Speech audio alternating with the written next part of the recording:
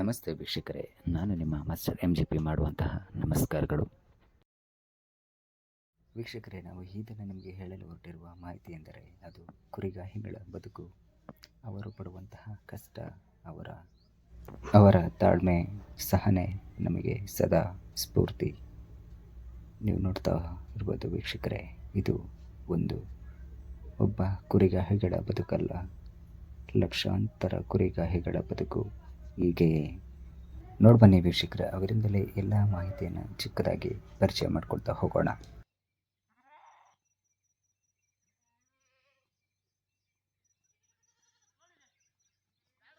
ನಮಸ್ತೆ ವೀಕ್ಷಕರೇ, ನೀವು ನೋಡ್ತಾ ಇರ್ಬೋದು, ಈ ಒಂದು ದಿನದಲ್ಲಿ ನಾವು ಈ ಒಂದು ಕುರುಬರು ಅಂತ ಏನು ಕರಿತೀವಿ, ಅವರ ಕಾಯಕವನ್ನು ನಾವು ನಿಮಗೆ ಪರಿಚಯ ಮಾಡಿಕೊಡ್ತೀವಿ. ನೀವು ನೋಡ್ತಾ ಇರ್ಬೋದು ಹೇಗೆ ಸ್ವತಃ ಮನೆಯಲ್ಲಿ ಮಹಿಳೆಯರು ಕೂಡ ಈ ರೀತಿಯಾದಂತಹ ಅಡುಗೆಯನ್ನು ಮಾಡೋದಿಲ್ಲ. ಇಲ್ಲಿ ಒಬ್ಬರು ಅಣ್ಣರಿದ್ದಾರೆ, ಅವರನ್ನು ಕೇಳೋಣ. ಅಣ್ಣ ನಮಸ್ತೆ.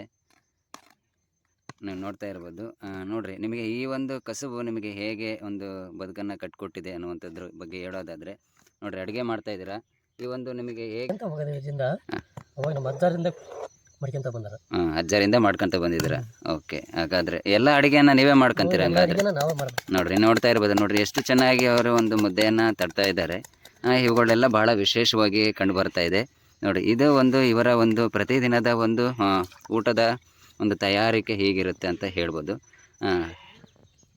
ವೀಕ್ಷಕರೇ, ನೀವು ನೋಡ್ತಾ ಇರ್ಬೋದು, ಆ ಕಡೆ ಅಲ್ಲಿ ಮುದ್ದೆಯನ್ನು ತಯಾರಿಸ್ತಕ್ಕಂತಹ ಒಬ್ಬ ಅಣ್ಣರನ್ನು ನೋಡ್ತಿದ್ರೆ, ಇಲ್ಲಿ ನೋಡ್ರಿ, ಸ್ವತಃ ತಾವುಗಳೇ ಸಾಂಬಾರನ್ನು ಕೂಡ ಮಾಡಲಿಕ್ಕೆ ಹೇಗೆ ಇವರು ರೆಡಿ ಮಾಡ್ತಾ ಇದ್ದಾರೆ.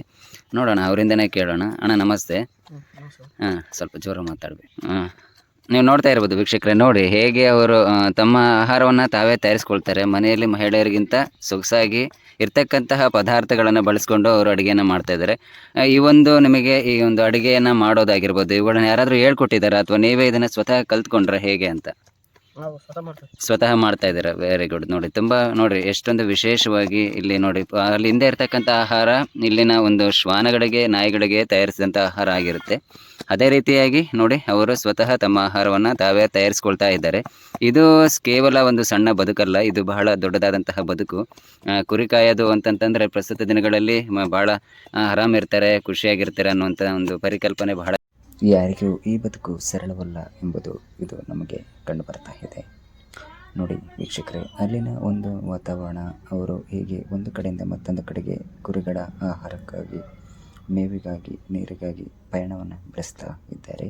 ಅದರ ಜೊತೆಯಲ್ಲಿ ಕುರಿ ಕಾಯ್ತಕ್ಕಂತಹ ಕೆಲವೊಂದಿಷ್ಟು ಜನರಿಗೆ ಮತ್ತೆ ಕೆಲವೊಂದಿಷ್ಟು ದಿನಗಳ ಕಾಲ ಈ ಒಂದು ಅಡಿಕೆ ತೋಟದಲ್ಲಿ ಬೀಡನ್ನು ಬಿಡಲಿಕ್ಕೆ ಅವಕಾಶ ಮಾಡಿಕೊಟ್ಟಿದ್ದಾರೆ. ನೋಡು, ಅವರನ್ನ ಕೇಳೋಣ, ಅದರಿಂದ ಏನು ಯೂಸ್ ಆಗುತ್ತೆ ಅನ್ನುವಂಥ ಮಾತನ್ನು ಕೇಳೋಣ. ಅಣ್ಣ ನಮಸ್ತೆ. ನೀವು ಈ ಒಂದು ಅಡಿಕೆ ತೋಟದ ಮಾಲೀಕರಾಗಿದ್ದೀರಾ. ಅದೇ ರೀತಿಯಾಗಿ ಇಲ್ಲಿನ ಕುರಿಗಾಯಿಗಳಿಗೆ ವರ್ಷದಲ್ಲಿ ಬರ್ತಕ್ಕಂಥ ಕೆಲವೊಂದಿಷ್ಟು ಕುರಿಗಾಯಿಗಳಿಗೆ ನೀವು ಅವಕಾಶ ಮಾಡಿಕೊಡ್ತೀರಾ ಬೀಡನ್ನ ಇಲ್ಲಿ ಉಳ್ಕೊಳ್ಳಿಕ್ಕೆ. ಇದರಿಂದ ನಿಮಗೆ ಏನು ಉಪಯೋಗ ಆಗುತ್ತೆ? ಕುರಿ ತರುವಂತ ಹೊಲಕ್ಕೆ ತಾಕತ್ತ ಬರ್ತದೆ, ಇಕ್ಕಿ ಉಚ್ಚಿ ಅದರಿಂದ ನಮಗೆ ಫಸಲು ಒಳ್ಳೆ ಆಹಾರ ಬರ್ತದೆ. ಎಸ್, ನೋಡ್ರಿ, ಒಂದು ಉತ್ತಮವಾದ ಭೂಮಿಯನ್ನ ನಾವು ಹೊಂದಬಹುದು, ಮತ್ತೆ ಒಳ್ಳೆ ಗೊಬ್ಬರವನ್ನ ನಾವು ಸಸಿಗಳಿಗೆ, ಮರಗಳಿಗೆ ನೀಡಿದಂಗೆ ಆಗುತ್ತೆ ಅಂತ ಹೇಳ್ತಾ ಇದ್ದಾರೆ. ಹಾಗಾದ್ರೆ ಅವರಿಗೆ ಏನಾದ್ರೂ ಇದರಿಂದ ಇಂತಿಷ್ಟು ಒಂದು ಏನಾದ್ರೂ ಸಹಾಯವನ್ನ ಮಾಡ್ತೀರಾ? ಸಹಾಯ ಮಾಡ್ಲೇಬೇಕು. ಸಹಾಯ ಮಾಡ್ಲೇಬೇಕು. ಇಲ್ಲಿ ಬಂದು ಅವರು ಪೇಚಾಡೋದು ಶ್ರಮ ಪಟ್ಟು ಮಾಡ್ತಾ ಇದ್ದಾರೆ. ಖಂಡಿತವಾಗ್ಲೂ ಇದೊಂದು ಒಳ್ಳೆಯ ಕೆಲಸ ಕೂಡ. ಪ್ರತಿಯೊಬ್ಬರ ಜೊತೆಯಲ್ಲಿ ಸಹಕಾರದಿಂದ ಇದ್ದಾಗ ಮಾತ್ರ ಪ್ರತಿಯೊಬ್ಬರ ಬೆಳವಣಿಗೆ ಆಗುತ್ತೆ ಅಂತ ಹೇಳ್ಬೋದು. Okay, thank you sir.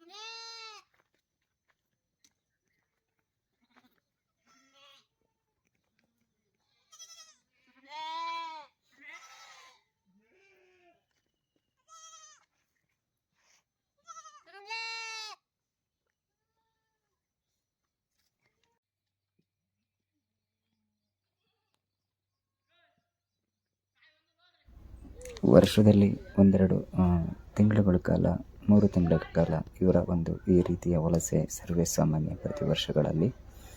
ಈ ಒಂದು ಕಷ್ಟದ ದಿನಗಳು ಬೇಸಿಗೆ ಆಗಿರ್ಬೋದು, ಮಳೆಗಾಲ ಆಗಿರ್ಬೋದು, ಚಳಿಗಾಲ ಆಗಿರ್ಬೋದು, ಇವುಗಳನ್ನೆಲ್ಲವನ್ನು ಮೆಟ್ಟಿ ನಿಂತು ಅವರು ಒಂದು ತಮ್ಮ ಕಾರ್ಯವನ್ನು ಸ್ವಪ್ರೀತಿಯಿಂದ ಮಾಡ್ತಾ ಬರ್ತಿರೋದು ಮಾದರಿಯಾಗುವಂತಹ ಒಂದು ಬದುಕು ಇವರದು. ಈ ಒಂದು ಯಾವುದೇ ಒಂದು ಕೆಲಸವನ್ನು ನಾವು ಶ್ರದ್ಧಾಭಕ್ತಿಯಿಂದ ಮನಪೂರ್ವಕವಾಗಿ ಮಾಡಿದಲ್ಲಿ ಪ್ರತಿಯೊಬ್ಬರ ಯಶಸ್ಸನ್ನು ನಾವು ನೋಡ್ತಾ ಹೋಗ್ಬೋದು. ಅವರ ಜೊತೆಗೆ ನಾಯಿಗಳಾಗಿರ್ಬೋದು, ಅವರ ಒಂದು ಗಂಟು ಮೂಟೆ ಆಗಿರ್ಬೋದು, ಅವರ ಒಂದು ದಿನಸಿ ವಸ್ತುಗಳಾಗಿರ್ಬೋದು, ಇವೆಲ್ಲ